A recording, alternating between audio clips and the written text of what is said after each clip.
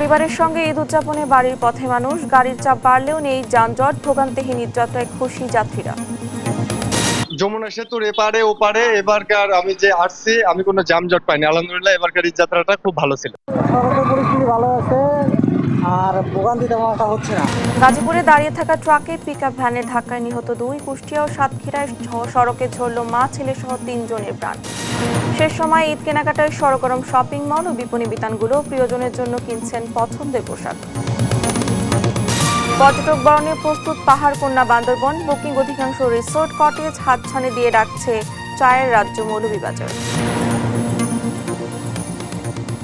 আমন্ত্রণ দেশ জনপদ সংবাদে, দেখছেন শিরোনামগুলো, সঙ্গে আছে আমি ডানা ইসলাম। এবারে বিস্তারিত।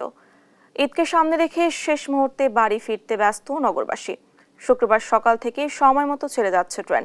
বাস টার্মিনাল ও লঞ্চ ঘাটে ঘরমুখো মানুষের উপচে পড়া ভিড়।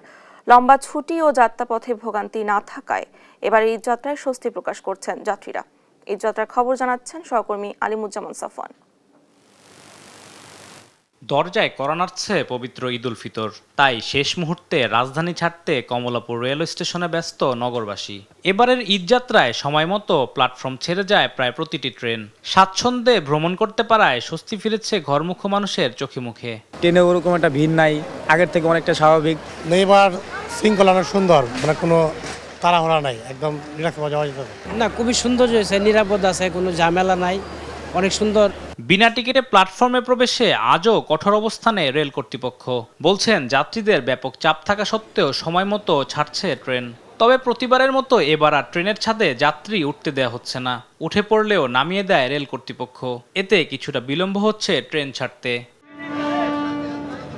এদিকে সকাল থেকে ঘরমুখো মানুষের উপচে পড়া ভিড় সদরঘাট লঞ্চ টার্মিনালে। কিছুক্ষণ পরপর লঞ্চ ছেড়ে যাচ্ছে দক্ষিণাঞ্চলের বিভিন্ন গন্তব্যে।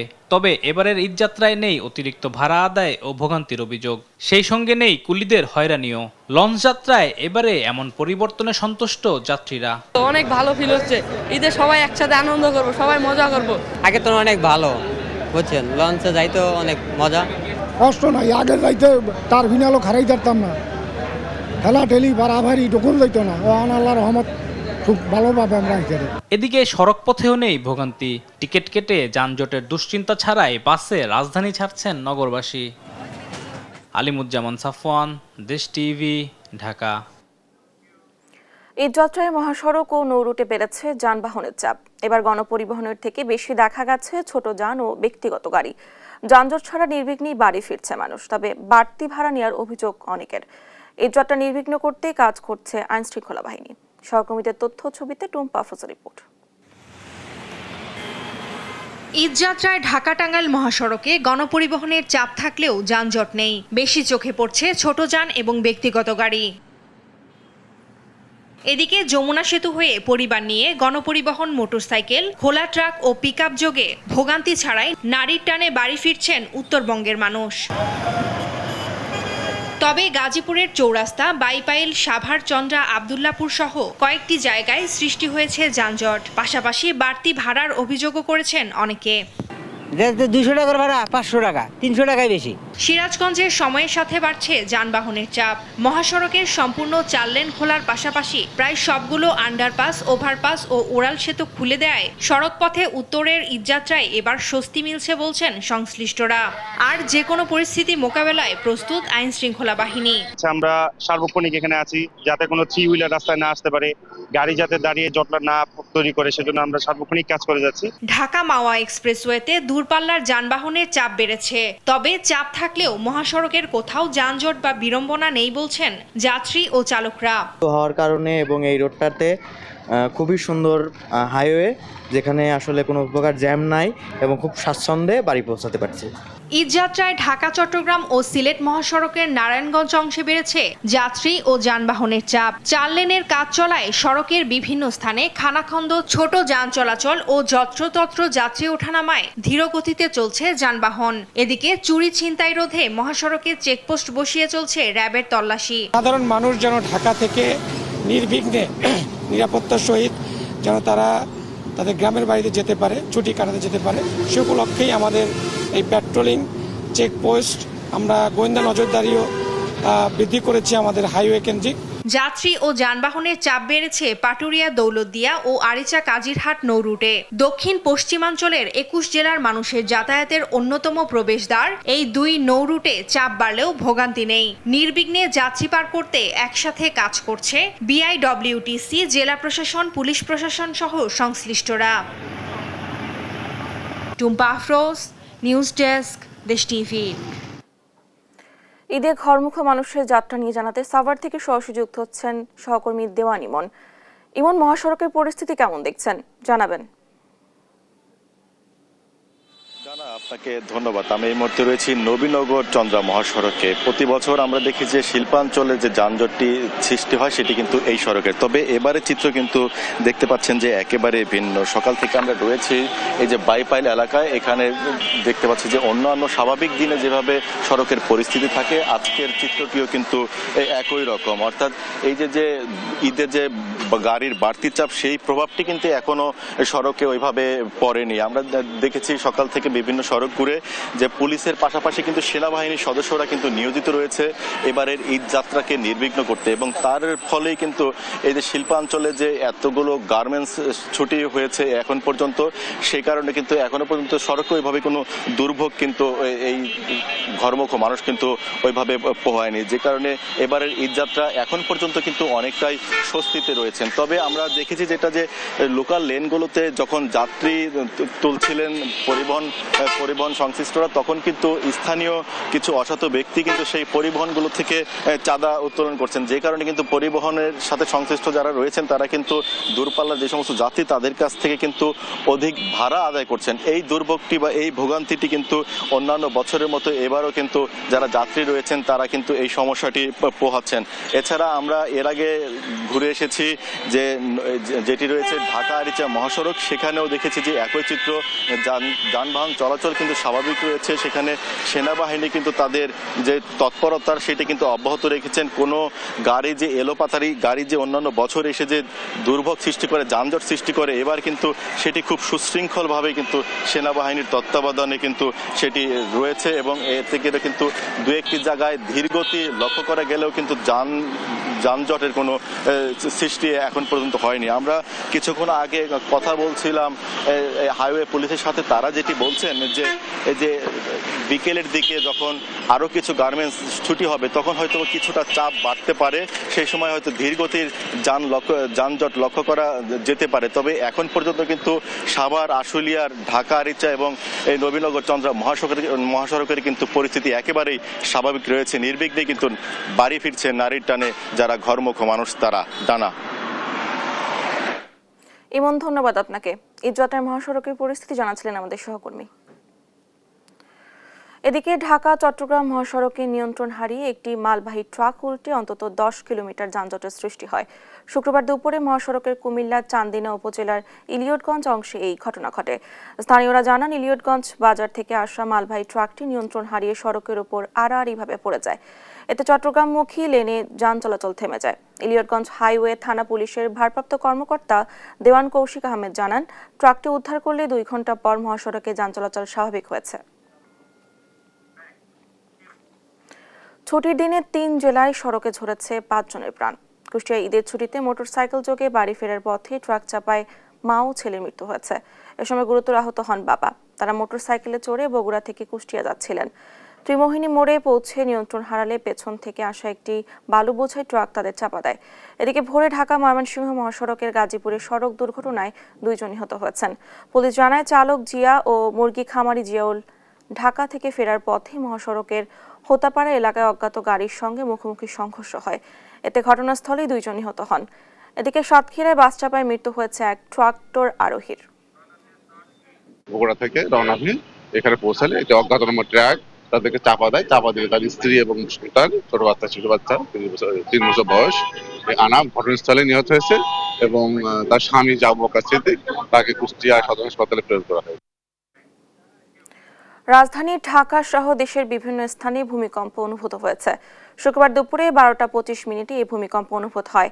যুক্তরাষ্ট্রের ভূতাত্ত্বিক জরিপ সংস্থা USGS বলছে, ভূমিকম্পটির মাত্রা ছিল 7.7। এর উৎপত্তিস্থল মিয়ানমারের সাগাইং থেকে 16 কিলোমিটার উত্তর উত্তর পশ্চিমে, উৎপত্তি 10 কিলোমিটার গভীরে। আবহাওয়া অধিদপ্তর জানায় ঢাকা থেকে উৎপত্তিস্থলের দূরত্ব 597 কিলোমিটার। আবহাওয়া অধিদপ্তরের ভূমিকম্প পর্যবেক্ষণ ও গবেষণা কেন্দ্রের ভারপ্রাপ্ত কর্মকর্তা মোহাম্মদ রুবাইয়াত কবির এ তথ্য নিশ্চিত করেন। সর্বোচ্চ তাপমাত্রা 39.8 ডিগ্রি সেলসিয়াস রেকর্ড হয়েছে চুয়াডাঙ্গায়।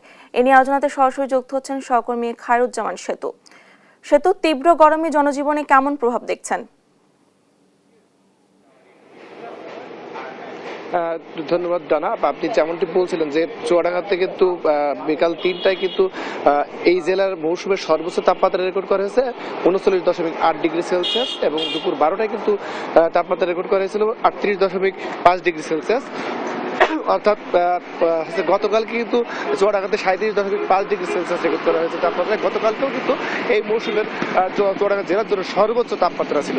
অর্থাৎ আমি যে তাপমাত্রা যে হচ্ছে প্রতিদিন হচ্ছে আপডেট আছে যারা হচ্ছে আপনাদের সেই আপডেট দেখি বোঝা যাচ্ছে প্রতিদিনই কিন্তু তাপমাত্রার রেকর্ড ভাঙছে চুয়াডাঙ্গা জেলায়, চুয়াডাঙ্গা জেলার জন্য। আমি যদি একটু বলি যে গত 4 দিনে কিন্তু 5 ডিগ্রি সেলসিয়াস তাপমাত্রা চুয়াডাঙ্গায় বেড়েছে এবং প্রতিদিনই কিন্তু তাপমাত্রা বাড়ছে এবং সামনে যে দিনগুলো আসছে খুব ভয়াবহ দিন আসছে চুয়াডাঙ্গা জেলার জন্য। চুয়াডাঙ্গা আবহাওয়া অফিস আমাকে যেমনটি জানিয়েছে সেটা হচ্ছে যে ঈদের আগ পর্যন্ত কোনো সুখবর নাই, কারণ ঈদের আগে কোনো বৃষ্টির সম্ভাবনা নাই। বৃষ্টির সম্ভাবনা না থাকার কারণে কিন্তু তাপমাত্রা কোনোভাবেই একেবারে কমবে না বলে চুয়াডাঙ্গা আবহাওয়া অফিস আমাকে জানিয়েছে। শুধু তাই নাই, চুয়াডাঙ্গা আবহাওয়া অফিস আমাকে এটাও জানিয়েছে যে সেটা হচ্ছে যে চুয়াডাঙ্গার যে তাপমাত্রা যে পারদ সেটা কিন্তু 40 পার হয়ে যাওয়ার সম্ভাবনাও রয়েছে। তবে খুশির খবর হচ্ছে এটাই যে বাতাসের আর্দ্রতা নাই। এই আর্দ্রতা না থাকার কারণে মানুষ কিন্তু হচ্ছে ঘামছে কম, অর্থাৎ শরীর দিয়ে যে পানি বেরোচ্ছে কম, পানি শূন্যতা হওয়ার সম্ভাবনা কম রয়েছে। তবে যারা রোজায় আছে তাদের জন্য কিন্তু খুব দুর্বিষহ জীবন পার হচ্ছে, কারণ তাদের কিন্তু একদম ঠোঁট থেকে শুরু করে গলা বুক সব শুকিয়ে যাচ্ছে আর কি। একেবারে খুব মানে সেই যে কষ্টের কথা না অনুভব করলে আর কি মুখে বলে বোঝানো সম্ভব না। আরো হচ্ছে কষ্টে আছে যে যারা আছে খেটে খাওয়া মানুষ, তারা কিন্তু একেবারেই হচ্ছে রাস্তায় বের হতে পারছে না। যেমন নিম্ন আয়ের খেটে খাওয়া মানুষের ভিতরে অন্যতম হচ্ছে ইজি বাইক চালক কিংবা ভ্যান চালক কিংবা হচ্ছে যারা দিনমজুর, তারা কিন্তু বাইরে বের হলেও কিন্তু এই রোদের যে তীব্রতা, এই তীব্র তাপে কিন্তু তারা কোনোভাবেই কাজ করতে পারছে না। কাজ করতে গেলেই কিন্তু তারা হাঁপিয়ে যাচ্ছে। একটু ছায়া শীতল জায়গা পেলেই কিন্তু তারা বিশ্রাম নেওয়ার চেষ্টা করছে আর কি। অতএব বলা যেতেই পারে হাঁপিয়ে কাজ করছে। সেই জায়গা থেকে বলা যেতে পারে তারা খুব দুর্বিষহ জীবনযাপন করছে। তো এই ছিল চুয়াডাঙ্গা থেকে সর্বশেষ। সেতু, ধন্যবাদ আপনাকে। চুয়াডাঙ্গার তাপমাত্রার খবর জানাচ্ছিলেন আমাদের সহকর্মী। দেখছেন দেশ জনপদ সংবাদ।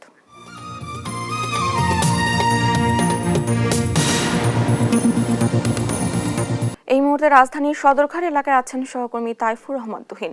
নৌপথে ঈদযাত্রার খবর জানাতে যুক্ত হচ্ছেন সরাসরি। তুহিন, কেমন দেখছেন সদরঘাটের পরিস্থিতি, জানাবেন?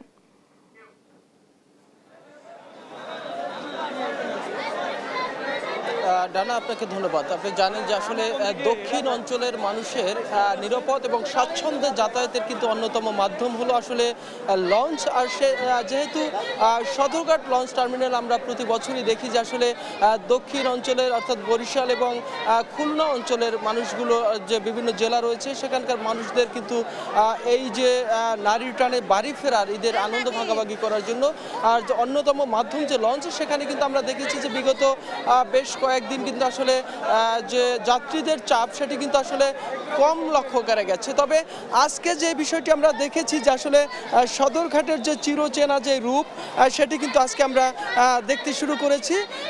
সকাল থেকে আসলে এখান থেকে কিছুক্ষণ পরপরই আমরা দেখছি যে দক্ষিণ অঞ্চলের উদ্দেশ্যে যাত্রী বোঝাই করে আসলে লঞ্চগুলো চলে যাচ্ছে।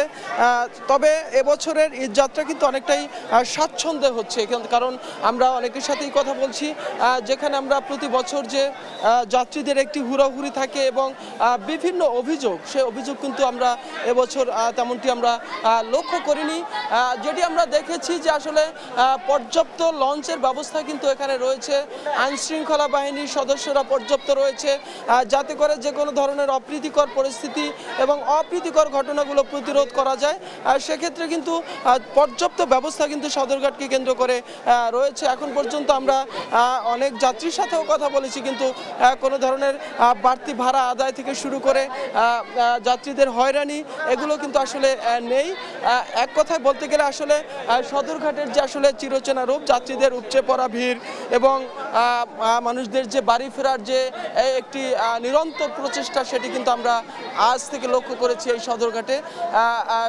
যে আমরা দেখেছি যে আসলে এখানকার বিআইডব্লিউটি এর পক্ষ থেকে যেটি জানানো হয়েছে যে 177টি লঞ্চ কিন্তু তারা প্রস্তুত রেখেছে এই যাত্রায় যাত্রী সেবা দেওয়ার জন্য। তবে যেটি বলা চলে যে আসলে যাত্রীদের ভিড় থাকলেও আসলে বড় ধরনের কোনো যে সংকট সেটি কিন্তু আসলে তৈরি হয়নি।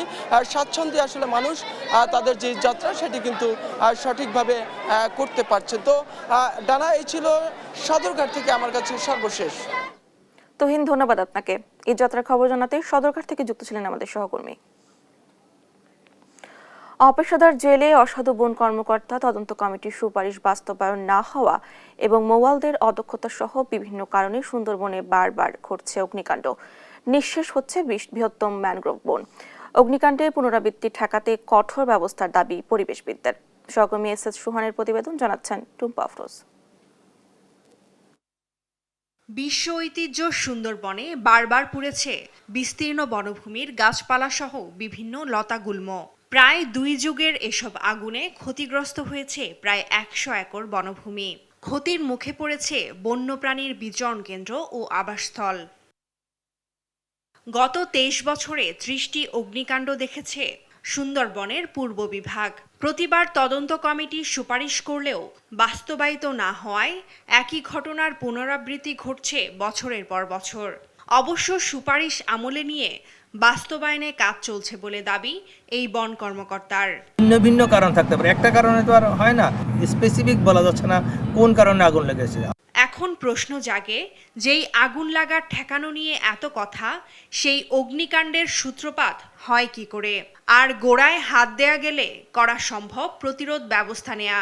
এমন প্রশ্নে স্থানীয়রা দুষলেন অসাধু মাছ ব্যবসায়ী ও অনভিজ্ঞ মোয়ালদের। মনে করেন সুন্দরবনে আগুন দেয় হইলে মাইনি ওই যারা মাছ মারে ওরা দেয়। মধুবাঙ্গে গোচরণ করে, মানে গরু রাখে, এরাও সিগারেট খায় করে, তার মাধ্যমেও আগুনটা লাগতে পারে। বারবার লাগে, এর কোনো পদক্ষেপ নেয় না সরকার। আমরা চাই যেন সুন্দর মতন কার্যক্রমটা হয়। অভিযোগ আছে খোদ বন বিভাগের কর্মকর্তাদের বিরুদ্ধেও। অবৈধ মাছ শিকারের সুযোগ কমলে আগুনও কমবে বলে মত বিশেষজ্ঞদের। এভাবে চললে হারিয়ে যাবে সুন্দরবন, শঙ্কা তাদের।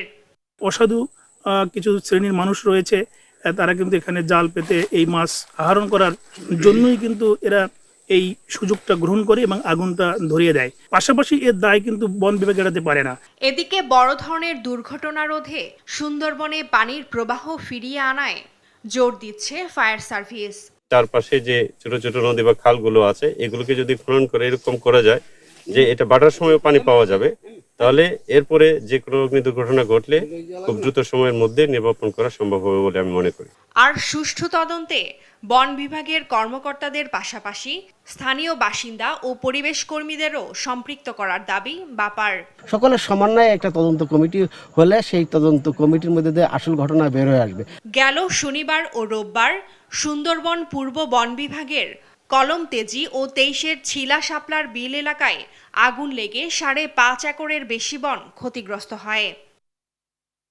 নিউজ ডেস্ক, দেশ টিভি। শরীয়তপুরে 2 ব্যবসায়ীকে অপহরণ করে পালিয়ে যাওয়ার সময় 3 পুলিশ সদস্য সহ 4 জনকে আটক করে পুলিশে দিয়েছে স্থানীয়রা। পুলিশ জানায়, বৃহস্পতিবার রাত 10টার দিকে মাইক্রোবাস ও মোটরসাইকেলে 8 যুবক শিকলধরা এলাকায় এসে স্থানীয় 2 কাপড় ব্যবসায়ীকে জোরপূর্বক মাইক্রোবাসে তুলে পালিয়ে যায়। পরে রাত 1টার দিকে মাইক্রোবাসটি মুক্তিপণের টাকা আদায়ের জন্য ডামুডা বাস স্ট্যান্ড এলাকায় আসে। এ সময় মাইক্রোবাসটির গতিরোধ করে চক্রের 4 জনকে পিটুনি দিয়ে পুলিশে দেয় স্থানীয়রা। আটক 4 জনের 2 জন পুলিশে কর্মকর্তা এবং 1 জন চাকরিচ্যুত পুলিশ সদস্য। টোটাল টাকা দেয় 3,91,000, আর 6,09,000 টাকা তারা নিতে, ক্যাশ টাকা নিতে তারা আসে হলো bus stand, Damuda bus stand. তখনই আমার ভাইয়া অনেক লোকজন নিয়ে আর এলাকার লোকজন নিয়ে তাদেরকে আটক করে আর কি, তারপর আমাদেরকে মুক্তি করে। এই ঘটনায় যারা জড়িত তাদেরকে মানে তাদের যোদ্ধার অনেক শাস্তি চাই। জমে উঠেছে শেষ সময় ঈদের বেচাকেনা। বরিশাল সকাল থেকে মহসিন মার্কেট, গির্জা মহল্লা, চকবাজার সহ বিভিন্ন দোকানে ভিড় জমেছে ক্রেতাদের। শেষ সময়ে দাম কিছুটা বেশি বলে অভিযোগ করছেন ক্রেতারা। এদিকে ছুটির দিনে সকালে অনেকটাই ফাঁকা ছিল ময়মনসিংহের শপিং মলগুলো। তবে বেলা বাড়ার পর বেচা বিক্রি বাড়ার আশা তাদের। এবার সারারা গারারা পাকিস্তানি ও ইন্ডিয়ান পোশাকের প্রতি নারীদের বেশি আগ্রহ বলে জানান বিক্রেতারা। সাপ্তাহিক ছুটি প্লাস হচ্ছে গতকালকে সবে কতটা রাত গেল, এই জন্য মনে হচ্ছে যে একটু ব্যস্ততা কম। ফ্যামিলির সবার জন্যই কিনেছি, বাবার বাড়ি, শ্বশুর বাড়ি। কিনতে আসি, দেখতে আসি, কিন্তু এখন পর্যন্ত চয়েস করতে পারতেছি না। পোশাক আছে কিন্তু দাম অনেক বেশি। ঈদের ছুটিতে পর্যটন বরণে প্রস্তুত পাহাড়ে ঘেরা বান্দরবান ও চায়ের রাজ্য মৌলভীবাজার। সাজসজ্জায় হোটেল, মোটেল ও রিসোর্টগুলো পেয়েছে নতুন রূপ। নেওয়া হয়েছে পর্যাপ্ত নিরাপত্তা ব্যবস্থা। ইতোমধ্যে বুকিং হয়ে গেছে বেশিরভাগ রিসোর্ট। মন্দা কাটিয়ে এবার পর্যটন খাতে গতি আসার প্রত্যাশা সংশ্লিষ্টদের। সহকর্মীদের তথ্য ছবিতে আপন উপ রিপোর্ট। ঈদের লম্বা ছুটিতে ঘুরে আসতে পারেন পাহাড়ে। পর্যটন বরণে প্রস্তুত পাহাড় কন্যা বান্দরবান। ধোয়া মোছা, রঙের প্রলেপ ও সাজসজ্জায় হোটেল, মোটেল ও রিসোর্টগুলো পেয়েছে নতুন রূপ। ইতোমধ্যেই বুকিং হয়ে গেছে বেশিরভাগ রিসোর্ট। মন্দা কাটিয়ে এবার ঘুরে দাঁড়ানোর আশা পর্যটন ব্যবসায়ীদের। সুন্দর ঈদ ভ্যাকেশন আমরা উপহার দিতে পারি, সে উপলক্ষে হচ্ছে আমরা আমাদের কাজগুলো আগায় নিচ্ছি। গেস্টের যাতে সুবিধা হয় সেজন্য আর কি অনেক রুমে কিছু ফ্যাসিলিটি ইমপ্রুভ করার প্রয়োজন, সেগুলোর কাজ আমরা করছি। বান্দরবানে যে পিছিয়ে পড়া যে পর্যটন খাতটা, যেটা অর্থনীতির বড় বিপর্যয় হয়েছিল, সেটা থেকে আমরা ঘুরে দাঁড়াতে পারবো। পর্যটকদের নিরাপত্তা নিশ্চিত ব্যবস্থা নিয়েছে আইন শৃঙ্খলা বাহিনী। প্রত্যেকটা পর্যটন স্পটে আমাদের পুলিশ থাকবে, টুরিস্ট পুলিশের পাশাপাশি জেলা পুলিশ সহ অন্যান্য পুলিশও থাকবে। এখানে পর্যটকরা নির্বিঘ্নে তাদের আশা করি এবার ঈদটা পালন করতে পারবে। পর্যটক বরণে প্রস্তুত চায়ের রাজ্য আর হাওর টিলার জনপদ মৌলভীবাজারও ভ্রমণ পিপাসুদের হাতছানি দিয়ে ডাকছে হামহাম জলপ্রপাত, মাধবকুণ্ড জলপ্রপাত, প্রাণ প্রকৃতি আর জীববৈচিত্র্যের আধার লাউয়াছড়া জাতীয় উদ্যান সহ অর্ধশত পর্যটন কেন্দ্র। আরামদায়ক ভ্রমণ নিশ্চিত করতে হোটেল ও রিসোর্টগুলোতে সাজসজ্জার পাশাপাশি থাকছে বিশেষ ছাড়। ছোটখাটো রিসোর্টগুলো অনেকটাই বুকিং হয়ে গেছে, বড় বড় রিসোর্টগুলো 40-50% বুকিং হয়েছে। ঈদের সময় আমরা আশা করতেছি যে প্রচুর পর্যটক নামবো। টুরিস্টদের স্বাচ্ছন্দ্যবোধের জন্য আমরা প্রত্যেক হোটেল রিসোর্ট থেকেই আসলে কম বেশি ডিসকাউন্ট অফার দেওয়া হয়েছে। জেলার বিভিন্ন পর্যটন স্পটগুলোতেও প্রস্তুতি শেষ পর্যায়ে। সংশ্লিষ্টরা বলছেন এবারও রেকর্ড সংখ্যক পর্যটকের সমাগম হবে। নির্বিঘ্ন ভ্রমণের জন্য তৎপর রয়েছে প্রশাসন। যে টুরিস্ট প্লেসগুলো রয়েছে সেগুলোর পরিষ্কার পরিচ্ছন্নতা, পাশাপাশি পর্যটকদের গমনাগম সেটা সহজলভ্য করার জন্য সকল ধরনের প্রস্তুতি আমরা নিয়ে রেখেছি। জেলা পুলিশ সবসময়ের জন্য টহল কার্যক্রম অব্যাহত রাখবেন এবং পাশাপাশি যেন ইন্টারনাল কোনো সমস্যা না হয় সেজন্য গেস্টের লিস্টগুলো কিন্তু আমরা সময় সময় কিন্তু তাদের কাছে চাচ্ছি। সংশ্লিষ্টদের প্রত্যাশা এবার ঈদ মৌসুমে পর্যটন খাতে যেমন চাঙ্গা হবে, তেমনি স্থানীয় অর্থনীতিতেও আসবে গতি। আপন উপু, নিউজ ডেস্ক, দেশ টিভি।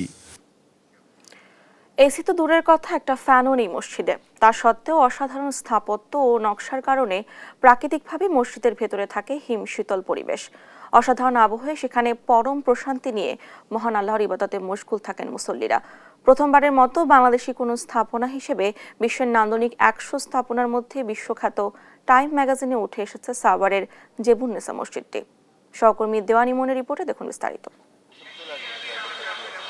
5000 তৈরি পোশাক শ্রমিকের নামাজের জন্য প্রয়াত মায়ের নামে সাভারের আশুলিয়ার জামগড়া এলাকায় কারখানা প্রাঙ্গণে জেবুন্নেসা মসজিদটি নির্মাণ করেন শিল্প গ্রুপ আইডিএস এর ব্যবস্থাপনা পরিচালক ইদ্রিস শাকুর। গোলাপি রঙের বহিরাবরণ এবং আধুনিক শৈলীর এই মসজিদটি হয়ে উঠেছে প্রশান্তিময় এক স্থাপনা। চতুর্ভুজাকৃতির মসজিদটিতে নেই কোনো চিরাচরিত স্তম্ভ। মাঝখানের গোল গম্বুজটি মসজিদের মূল ভিত। মসজিদের কংক্রিটের দেয়ালে ছোট ছোট আয়তাকার শূন্যস্থান দিয়ে প্রাকৃতিকভাবে চলাচল করে আলো বাতাস। মসজিদে রয়েছে ঐতিহ্যবাহী টেরাকোটা ও মাটির স্থাপত্যের ছোঁয়া, যেখানে রয়েছে নারী ও পুরুষের নামাজ পড়ার সুবিধা। সব মিলিয়ে প্রশান্তিময় এই স্থাপনাটি হয়ে উঠেছে নান্দনিক স্থাপত্যের এক অনন্য নিদর্শন। আমি 5 ওয়াক্ত নামাজ পড়ি, এখানে নামাজ পড়লে মন খুব শান্তি লাগে, খুব ভালো লাগে। এই এত সুন্দর মসজিদ আর কোথায় এই এলাকায় নাই। এখানে নামাজ পড়তে আসলে মানে বাহিরের যে একটা আবহাওয়া, বাতাস, অনেক সুন্দর বাতাস, কোনো ফ্যান লাগে না। ফ্যান ছাড়াই খুব সুন্দরভাবে আমরা নামাজ পড়তে পারি। আলহামদুলিল্লাহ, আমরা মসজিদটাকে আন্তরিকভাবে অনেক আনন্দিত। মসজিদটির এক পাশে ছাতিম গাছ, অন্য পাশে বাঁশঝাড় সহ রয়েছে নানা প্রজাতির গাছ। গাছের শীতল ছায়া নিমেষে যেমন মুছে দেয় ক্লান্তি, তেমনি নান্দনিক নকশার কারণে এসি এবং ফ্যান ছাড়াই মসজিদের ভেতর থাকে হিমশীতল প্রশান্তির আমেজ। দেওয়ালের মাঝামাঝি অনেকটি ফাঁকা ফাঁকা খোপ আছে, এইখান থেকে বাতাস হয়ে সেখান থেকে ডিফেন্স হয়, ডিফেন্স হওয়ার পরে সেখানে আবার বাতাসটা ঠান্ডা তৈরি হয়। এই ঠান্ডা হওয়া তৈরি করার কারণে আমাদের এখানে ফ্যান বা এসি লাগে না। পোশাক শ্রমিকদের জন্য প্রশান্তির আশ্রয় শিরোনামে মসজিদটির স্থাপত্য শৈলী উঠে এসেছে টাইম ম্যাগাজিনে।